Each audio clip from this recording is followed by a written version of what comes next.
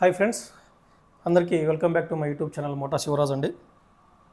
So ఇవాళ వీడియోలో నేను చెప్పదలుచుకున్న టాపిక్ ఏంటంటే, నిన్న 15th March 2024 మన డిపార్ట్మెంట్ ఆఫ్ పోస్ట్ అనేది ఒక ఫైనాన్షియల్ అప్గ్రేడేషన్ అనేది ఒక స్కీమ్ను ఇంట్రడ్యూస్ చేయడం జరిగింది. ఎవరికి? మన జీడిఎస్ వాళ్ళ కోసం. సో గత ఎన్నో సంవత్సరాలుగా మీకు అందరికీ తెలిసిన విషయమే, గత పిఆర్సీలో జీడిఎస్ వాళ్ళ కోసం ఏదైతే పిఆర్సీ కమిటీ వేశారో ఆ కమిటీలో కమలేష్ చంద్ర గారి రికమెండేషన్స్లో ఇది కూడా ఒకటి.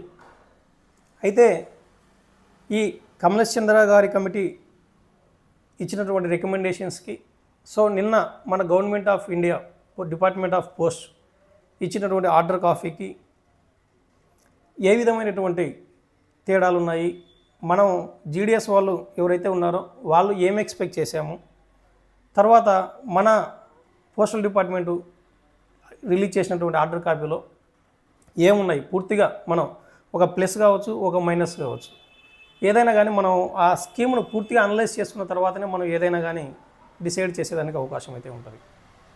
అయితే మొత్తంగా అయితే గత ఎన్నో సంవత్సరాలుగా జీడిఎస్ వాళ్ళు దీనికోసం ఎదురు చూస్తున్నారు. ఆ స్కీమ్ను నిన్న రిలీజ్ చేయడం అయితే జరిగింది. సో ముఖ్యంగా ఒకసారి పూర్తిగా అనలైజ్ చేసుకున్నట్టయితే ఈ స్కీమ్ని ఏమంటున్నారంటే, డిపార్ట్మెంట్ వాళ్ళు ఇంట్రడ్యూస్ చేయడం జరిగింది. ఆ స్కీమ్ని ఏమని పిలుస్తున్నారంటే GDS Gramin Dak Sevaks financial upgradation scheme.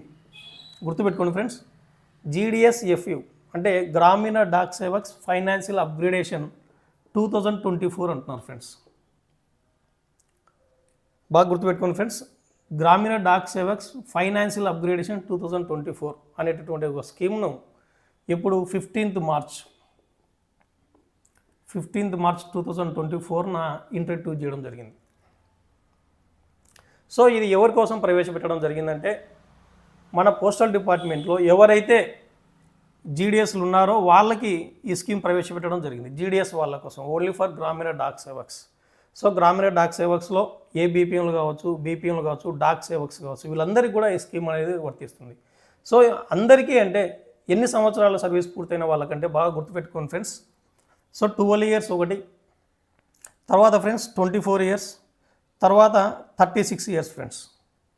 అంటే ఎవరైతే 12 years కంప్లీట్ చేసి ఉంటారో వాళ్ళకి స్కీమ్ అనేది ఉపయోగపడుతుంది. తర్వాత ఎవరైతే 24 years ఆఫ్ సర్వీస్, తర్వాత 36 years ఆఫ్ సర్వీస్. సో మొత్తంగా పూర్తిగా చూసుకున్నట్టయితే 12 సంవత్సరాలు పూర్తయినటువంటి ఒక జీడిఎస్కి వచ్చేసి మనకు శాలరీలో బాగా గుర్తుపెట్టుకోండి ఫ్రెండ్స్, ఈ అలవెన్స్ అనేది 360 రూపీస్ అనేది ఒక అలవెన్స్గా ఇవ్వటం జరుగుతుంది. సో ఈ 360 రూపీస్ అనేది ఒక అలవెన్స్. ఈ 360 రూపీస్ అనేది ఒక బేసిక్ కావచ్చు ఫ్రెండ్స్. మనకు శాలరీలో బేసిక్ అనేది ఫస్ట్ వస్తుంది, బేసిక్ ప్లస్ డిఏ వస్తుంది ఫ్రెండ్స్, గుర్తుపెట్టుకోండి. తర్వాత ఫ్రెండ్స్ మనకు అదర్ అలవెన్స్ అంటాం ఫ్రెండ్స్. ఇక్కడ ఎందుకంటే కొంతమందికి ఎఫ్ఎస్సి రావచ్చు, తర్వాత కొంతమందికి కంబైన్డ్ డ్యూటీ అలవెన్స్ కావచ్చు, ఇలా రకరకాల కొన్ని అలవెన్స్లు అయితే రావచ్చు.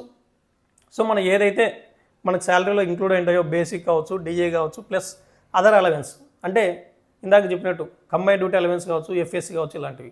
సో ఈ అలవెన్స్కు అదనంగా కేవలం అడిషనల్గా మాత్రమే ఈ 360 రూపీస్ అనేది ఇవ్వటం జరుగుతుంది. గుర్తుపెట్టుకోండి ఫ్రెండ్స్, ఎవరైతే 12 సంవత్సరంలో సర్వీస్ పూర్తయి ఉంటుందో,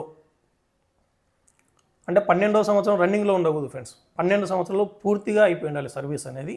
సో 12 సంవత్సరంలో పూర్తి అయినటువంటి ఎవరైతే జీడిఎస్లు ఉంటారో వాళ్ళకి ఈ basic plus DA plus other allowance ఏదైతే శాలరీ వస్తుందో ఈ శాలరీకి అదనముగా ఒక అలవెన్స్ అనేది, అడిషనల్ అలవెన్స్ అనేది 360 రూపీస్. సో ఒక అడిషనల్ అలవెన్స్ అనేది 360 రూపీస్గా ఇవ్వటం జరుగుతుంది. సో ఒకవేళ ఈ 360 రూపీ అనేది ఈ శాలరీలో యాడ్ చేసిన తర్వాత నెక్స్ట్ టైం డిఏ రాని, నెక్స్ట్ టైం ఇంక్రిమెంట్ రాని, ఏమొచ్చినా కానీ ఈ 360 రూపీస్ అనేది ఫిక్స్డ్గా ఉంటుంది ఫ్రెండ్స్, గుర్తుపెట్టుకోండి. అంటే ఈ 360 రూపీస్ అనేది 12 సంవత్సరాల నుంచి 24 సంవత్సరాల సర్వీస్ అయిపోయేంత వరకు కూడా ఈ 360 రూపీస్ అనేది పర్ మంత్ ఈ శాలరీతో పాటు అడిషనల్గా వస్తూ ఉంటుంది అంతే. అయితే ఈ 360 రూపీస్ను బేసిక్ కానీ డిఏ కానీ ఎటువంటిది దీనికి సంబంధం అనేది ఉండదు. Neither linked to basic or neither linked to DA. అంటే 360 రూపీస్ అనేది ఒక అలవెన్స్గా మాత్రమే. మొత్తం 12 సంవత్సరాల సర్వీస్ పూర్తి అయిపోయిన వాళ్ళకు 24 సంవత్సరాల లోపు ఎవరైతే సర్వీస్ ఉందో వాళ్ళకి ఒక అలవెన్స్ లాగా ఇవ్వడం జరుగుతుంది. గుర్తుపెట్టుకోండి ఫ్రెండ్స్. ఒకవేళ 24 సంవత్సరాల సర్వీసు పూర్తయి ఉన్న వాళ్ళకి 24 సంవత్సరాలు పూర్తయి ఉన్న వారికి వాళ్ళకి ఏంటంటే 360 plus 460 rupees friends. So total వచ్చేసి 820 రూపీస్ అనేది అలవెన్స్గా ఇవ్వడం జరుగుతుంది ఫ్రెండ్స్. 12 సంవత్సరాలు పూర్తయి ఉండాలి. 24 సంవత్సరాల లోపల సర్వీస్ ఉన్న వాళ్ళకైతే 360 ప్లస్ 460 రూపీస్, టోటల్ 820 రూపీస్. ఇది కూడా ఒక అలవెన్స్ లాగా మాత్రమే ఇస్తారు. అటు డిఏకి కానీ ఇటు బేసిక్ కానీ రేపు పొద్దున బేసిక్ పెరిగినా డిఏ పెరిగినా ఇదైతే చేంజ్ అవ్వదు. ఈ అమౌంట్ అనేది ఫిక్స్డ్గా వస్తుంది ఫ్రెండ్స్. అది గుర్తుపెట్టుకోండి ఫ్రెండ్స్. తర్వాత ఫ్రెండ్స్ 24 సంవత్సరంలో పూర్తయి 36 సంవత్సరం లోపు ఉన్న వాళ్ళకైతే సో ఇది అనేది 12 to 14 అనేది 360 రూపీస్ ఇస్తారు ఫ్రెండ్స్. సో తర్వాత 24 సంవత్సరంలో పూర్తయి 36 సంవత్సరం లోపు ఉన్న వాళ్ళకైతే ఈ అలవెన్స్ అనేది ఇవ్వడం జరుగుతుంది ఫ్రెండ్స్. ఒకవేళ 36 ఇయర్స్ ఎవరికైతే పూర్తయి ఉంటుందో 36 ఇయర్స్ సర్వీస్ పూర్తయిన వాళ్ళకైతే ఇక్కడ చూడండి friends 360 plus 460 plus 600 friends. So total వచ్చేసి 1420 రూపీస్ ఫ్రెండ్స్. సో ఇది వచ్చేసి 36 సంవత్సరాలు అంటే 36 సంవత్సరాలు పూర్తయి ఇంకా రిటైర్మెంట్ వరకు 1420 రూపాయలు అడిషనల్గా అలవెన్స్గా ఇవ్వడం జరుగుతుంది. బేసిక్ కానీ డిఏకు కానీ లింక్ అయితే ఉండదు ఫ్రెండ్స్. ఇది ఫ్రెండ్స్ 12 సంవత్సరాల నుంచి 24 సంవత్సరాల వాళ్ళకి 360 రూపీస్ వస్తుంది. అలాగే 24 సంవత్సరాల నుంచి 36 సంవత్సరాల లోపు ఉన్న వాళ్ళకైతే 820 రూపీస్ వస్తుంది. అలాగే 36 సంవత్సరాల సర్వీస్ పూర్తి చేసుకున్న వాళ్ళకైతే 1420 రూపాయలు అనేది ఒక ఫైనాన్షియల్ అప్గ్రేడేషన్లో భాగంగా ఒక అలవెన్స్గా ఇవ్వడం అయితే జరుగుతుంది ఫ్రెండ్స్. అయితే ఒకటి గుర్తుపెట్టుకోండి ఫ్రెండ్స్, ఈ అమౌంట్ అనేది ఎప్పుడు వస్తుంది అనేది గుర్తుపెట్టుకోండి ఫ్రెండ్స్. జనరల్గా మనకు ఇంక్రిమెంట్ అనేది friends July and January friends. So July 1 నుంచి అలవెన్స్గా జూలై 1 నుంచి ఇంక్రిమెంట్ కొంతమందికి ఉంటుంది. జనవరి 1 నుంచి ఇంక్రిమెంట్ అనేది కొంతమందికి ఉంటుంది. అయితే ఇక్కడ మనకి ఈ అలవెన్స్ అనేది ఎప్పుడెప్పుడు ఇస్తారంటే నాకు ఫిబ్రవరిలో కంప్లీట్ అవుతుంది, మరి ఫిబ్రవరిలోనే ఇస్తారా అని డౌట్ రావచ్చు. అలాగే కొంతమందికి మార్చిలో నాకు 24 ఇయర్స్ కంప్లీట్ అవుతుంది, మరి మార్చి శాలరీలో నాకు వచ్చేటటువంటి అవకాశం ఉందా? తర్వాత నాకు ఏప్రిల్లో 36 సంవత్సరాలు పూర్తవుతుంది, నాకు నవంబర్లో 24 అవర్స్ పూర్తవుతుంది, నాకు అక్టోబర్లో 12 ఇయర్స్ పూర్తవుతుంది. వాళ్ళందరికీ మరి అదే నెలలోనే వస్తుంది అంటే అదే నెలలో రాదు ఫ్రెండ్స్. ఇక్కడ చూడండి ఫ్రెండ్స్, ఎవరైతే ఏ జీడిఎస్లు అయితే జనవరి నుంచి జూన్ మధ్యలో జనవరి 1 నుంచి జూన్ 30 లోపు మధ్యలో ఈ సంవత్సరాల సర్వీస్ పూర్తయినట్టయితే వాళ్ళకి సో జూలై నుంచి ఈ అలవెన్స్ అనేది ఇవ్వడం జరుగుతుంది ఫ్రెండ్స్. తర్వాత ఎవరైతే జూలై అండ్ డిసెంబర్ మధ్యలో ఇన్ని సంవత్సరాల సర్వీస్ పూర్తవుతుందో వాళ్ళకు వచ్చేసి ఫ్రెండ్స్ జనవరిలో ఈ అలవెన్స్ అనేది ఇవ్వడం జరుగుతుంది ఫ్రెండ్స్. ఎవరైతే జనవరి జూన్ మధ్యలో ఈ సంవత్సరాలు సర్వీస్ పూర్తవుతుందో వాళ్ళకి జూలైలో అడిషనల్గా ఈ అలవెన్స్ అనేది ఇవ్వడం జరుగుతుంది. అలాగే జూలై నుంచి డిసెంబర్ మధ్యలో ఎవరైతే ఇన్ని సంవత్సరాల సర్వీస్ పూర్తి చేసుకోబోతున్నారో వాళ్ళకి జనవరి నుంచి అంటే జూలై నుంచి డిసెంబర్ తర్వాత వచ్చేటటువంటి జనవరి నుంచి ఈ అలవెన్స్ అనేది ఇవ్వడం జరుగుతుంది. అయితే ముఖ్యంగా ఇందులో మనం గమనించాల్సింది ఏంటంటే ఎవరి మీద అయితే ఒక అనాథరైజ్డ్ ఆప్షన్స్ కావచ్చు, తర్వాత పుట్ ఆఫ్ డ్యూటీ కావచ్చు, వీళ్ళు ఈ కండిషన్లో ఎవరైతే జీడిఎస్ ఉంటారో వాళ్ళకి ఆ పీరియడ్ అనేది సర్వీస్లో బ్రేక్గా పరిగణించడం జరుగుతుంది ఫ్రెండ్స్. గుర్తుపెట్టుకోండి. ఒకవేళ ఎవరి మీదైనా కానీ ఒకవేళ పెండింగ్ కేసు డిసిప్లినరీ కేసు పెండింగ్లో ఉంటే కనుక సో ఎటువంటి ఈ అలవెన్స్ అనేది ఇవ్వడం అయితే జరగదు ఫ్రెండ్స్. సో అది పూర్తయిన తర్వాతనే ఇవ్వడం అనేది జరుగుతుంది ఫ్రెండ్స్. తర్వాత ఇంకోటి ఏంటంటే దీనికి ఈ ఫైనాన్షియల్ అప్గ్రేడేషన్ అనేది ఇవ్వాలంటే కనుక జనరల్గా ఒక స్క్రీనింగ్ కమిటీ అనేది అరేంజ్ చేయడం జరిగింది ఫ్రెండ్స్. జనరల్గా ఒక కమిటీ వేస్తారు ఫ్రెండ్స్. సో ఆ కమిటీని ఏమంటున్నారంటే స్క్రీనింగ్ కమిటీ అంటున్నారు ఫ్రెండ్స్. బాగా గుర్తుపెట్టుకోండి ఫ్రెండ్స్. సో ఈ స్క్రీనింగ్ కమిటీ అనేది రిపోర్ట్ ఇచ్చిన తర్వాత డివిజనల్ హెడ్ అనేది అప్రూవ్ చేయడం జరుగుతుంది. జనరల్గా ఈ స్క్రీనింగ్ కమిటీలో మెంబర్స్ ఎవరు ఉంటారంటే ఫ్రెండ్స్, మనకి ఇచ్చినటువంటి ఆర్డర్ కాపీలో deputy SP and ASP head quarters and sub divisional head IP. So ఈ స్క్రీనింగ్ కమిటీలో వీళ్ళు మెంబర్ ఫ్రెండ్స్. జనరల్గా ఎవరైతే ఈ జనవరి జూన్ మధ్యలో ఎవరైతే సర్వీస్ పూర్తి చేసుకుందో వాళ్ళకి ఈ సబ్ డివిజనల్ హెడ్ అనేది ఫస్ట్ ఒక లిస్టు ప్రిపేర్ చేసి తర్వాత ఎవరెవరైతే ఎలిజిబుల్ ఉన్నారో వాళ్ళందరి లిస్టు కూడా మనకు స్క్రీనింగ్ కమిటీకి పంపడం జరుగుతుంది ఫ్రెండ్స్. సో ఈ స్క్రీనింగ్ కమిటీకి పంపించిన తర్వాత మనకు డివిజనల్ హెడ్ అనేది అప్రూవ్ చేయడం జరుగుతుంది. అయితే ఇందులో రకరకాలుగా అంటే మనకు ఈ స్క్రీనింగ్ కమిటీ అనేది ఒక రికమెండేషన్స్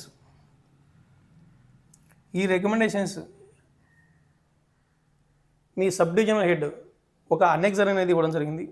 సో ఈ సబ్ డివిజనల్ హెడ్ ద్వారా సో ఇక ఒక బ్రాంచ్ ఆఫీస్లో కావచ్చు, ఒక సబ్ ఆఫీస్లో ఎక్కడైనా కానీ పనిచేస్తున్నటువంటి బీపీఎన్లు కావచ్చు, ఏబీపీఎన్లు కావచ్చు, డాక్ సేవక్స్ కావచ్చు, వీళ్ళందరి పర్ఫార్మెన్స్ అనేది ఏ విధంగా ఉంది అంటే ఇప్పుడు మనం చూస్తున్నాం ఒక మేళాస్ ఆర్గనైజ్ చేయడం కానీ, ఒక టార్గెట్ అచీవ్ చేయడం కానీ, తర్వాత ఈ దర్పణ్ డివైస్ కావచ్చు, ఆర్ఐసిటీ డివైస్ కావచ్చు, ఈ మొబైల్ హ్యాండ్లింగ్ అనేది ఏ విధంగా ఉంది, ఐపీవీబీ టార్గెట్స్ కానీ మేళాస్ కానీ ఏ విధంగా చేస్తున్నారు, వర్క్ అండర్స్టాండింగ్ ఎలా ఉంది, తర్వాత ఈ జీడిఎస్ల మీద ఏమైనా డిసిప్లినరీ కేసెస్ పెండింగ్ ఉన్నాయా. సో ఇలాంటి రిపోర్ట్స్ అన్నీ ఇలాంటి రికమెండేషన్స్ తోటి ఈ సబ్ డివిజనల్ హెడ్ రికమెండ్ చేసినట్టయితే ఈ స్క్రీనింగ్ కమిటీ డివిజనల్ హెడ్కి రెఫర్ చేయడం జరుగుతుంది. సో డివిజనల్ హెడ్కి రెఫర్ చేసిన తర్వాత మనకు జనవరి జూన్ మధ్యలో కంప్లీట్ చేసుకోబోయే వాళ్ళకు జూలైలోను, తర్వాత జూలై డిసెంబర్ మధ్యలో కంప్లీట్ చేసుకోబోయే వాళ్ళకు జనవరిలోను ఈ అలవెన్స్ ఇష్యూ చేయండి అని చెప్పేసి ఆర్డర్స్ అయితే డివిజనల్ హెడ్తో ఇష్యూ చేయడం జరుగుతుంది. సో ఇక్కడ మనం గమనించాల్సిన విషయం ఏంటంటే కమలేష్ చంద్ర గారి కమిటీ రికమెండ్ చేసినప్పుడు మనం ఏమైతే అనుకున్నామో మన జీడిఎస్ వాళ్ళందరూ కూడా చాలామంది కూడా ఏమనుకున్నామంటే మనం ఎందుకంటే ఒక ఫైనాన్షియల్ అప్గ్రేడేషన్ వచ్చినప్పుడు మనం ఏమనుకున్నామంటే ముందుగా సో డిపార్ట్మెంట్ వాళ్ళకు మీరు చాలామంది గమనించి ఉంటారు. సో ఎంఏసిపి 1 కావచ్చు. సో ఎంఏసిపి అనేది ఒక upgradation. So 10 years 20 years 30 years ఈ విధంగా సర్వీస్ పూర్తయిన వాళ్ళకు ఎంఏసిపి 1 అని, ఎంఏసిపి 2 అని, ఎంఏసిపి 3 అని ఈ విధంగా ఇవ్వడం జరుగుతుంది. ప్రమోషన్స్ లాగా ఒక అప్గ్రేడేషన్ అనమాట. సో ఈ ఎంఏసిపిలో 10 years 20 years 30 years ఎవరైతే సర్వీస్ పూర్తి చేస్తారో వాళ్ళకి అడిషనల్గా ఆ సర్వీస్ పూర్తయినప్పుడు ఒక ఇంక్రిమెంట్ ఇచ్చి ఆ ఇంక్రిమెంట్కి అనేది బేసిక్లో మెర్జ్ చేయడం జరుగుతుంది. సో బేసిక్ పెరిగినప్పుడల్లా బేసిక్కి లింక్ చేసినప్పుడు ఆటోమేటిక్గా నెక్స్ట్ 1 year తర్వాత ఇంక్రిమెంట్ వచ్చినప్పుడు ఆ అమౌంట్ కూడా మనకు ప్లస్ అవుతుంది. అలాగే ఆ అమౌంట్కు మనకు డిఏ కూడా ఇవ్వడం జరుగుతుంది. సో ఎంఏసిపిలో డిపార్ట్మెంట్ ఉద్యోగులకు ఏ విధంగా ఉందంటే ఆ విధంగా ఉంది. సో మనం కమలేష్ చంద్ర కమిటీ 12, 24, 36 సంవత్సరాలకు ఇంక్రిమెంట్స్ ఇవ్వాలి జీడిఎస్ వాళ్ళని రికమెండ్ చేసినప్పుడు కూడా మనం ఆ విధంగానే అనుకున్నాం. డిపార్ట్మెంట్ వాళ్ళకి ఏ విధంగా అయితే బేసిక్లో కలిపి దానికి డిఏ ఇట్లా ఏ విధంగా ఇస్తారో మనకు కూడా జీడిఎస్ వాళ్ళకు కూడా ఆ విధంగా ఇస్తే బాగుంటుందని చెప్పేసి మనం అనుకోవడం జరిగింది. అయితే ఇక్కడ కంప్లీట్గా ఓన్లీ దీన్ని ఒక అలవెన్స్ లాగా మాత్రమే, కేవలం ఒక అలవెన్స్ లాగా మాత్రమే ఇవ్వడం జరుగుతుంది. So this is one of the drawbacks of this scheme అని నేను అనుకుంటున్నాను ఫ్రెండ్స్. అయితే నిన్న లేని స్కీమ్ ఇవాళ వచ్చిందంటే మనకు ఒక రకంగా కొంచెం హ్యాపీనెస్ ఫ్రెండ్స్. అయితే యూనియన్లు ఒక విధంగా కొంచెం చొరవ తీసుకోవాల్సిన అవసరం ఉంది. ఎందుకంటే భవిష్యత్తులో ఒక స్కీమ్ అనేది ఇంట్రడ్యూస్ చేశారు, దాని ప్లస్లు మైనస్లు ఏంటనేది మనకు నిదానంగా పోయే రోజులు తెలుస్తుంది. కాబట్టి యూనియన్లు కొంచెం అడుగు ముందుకేసి సో దాన్ని డిపార్ట్మెంట్ ఉద్యోగుల్లాగే, ఎందుకంటే వీళ్ళు ఒక సర్వీసు 12 సంవత్సరాలు 24 సంవత్సరాలు 36 సంవత్సరాలు అంటే అదేం చిన్న సర్వీస్ కాదు ఫ్రెండ్స్. సో అవన్నీ దృష్టిలో పెట్టుకొని రేపొద్దున బేసిక్లో ఇంక్లూడ్ చేస్తే మనకు డిఏ కూడా దాని మీద పెరిగేటువంటి అవకాశం ఉంది.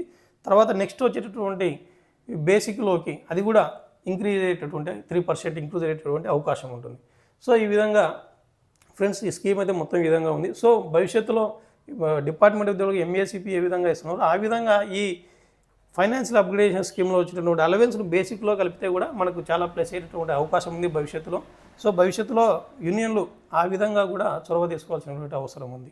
అయితే మొత్తానికి నిన్న లేనటువంటి అవలవెన్స్ ఈరోజు మనకు శాలరీలో వచ్చిందంటే ఒక రకంగా కొంచెం ఆనందకరమైనటువంటి విషయమే ఫ్రెండ్స్. ఇది మొత్తం మనం Gramin Dak Sevaks financial upgrade 2024 scheme friends. మీకు ఏదైనా కానీ డౌట్స్ ఉన్నట్లయితే ఒకసారి కామెంట్ సెక్షన్లో మీరు జస్ట్ ఒక కామెంట్ అలా చేయండి, నేను I will reply for that comment. So thank you one and all for watching this video. జై హింద్.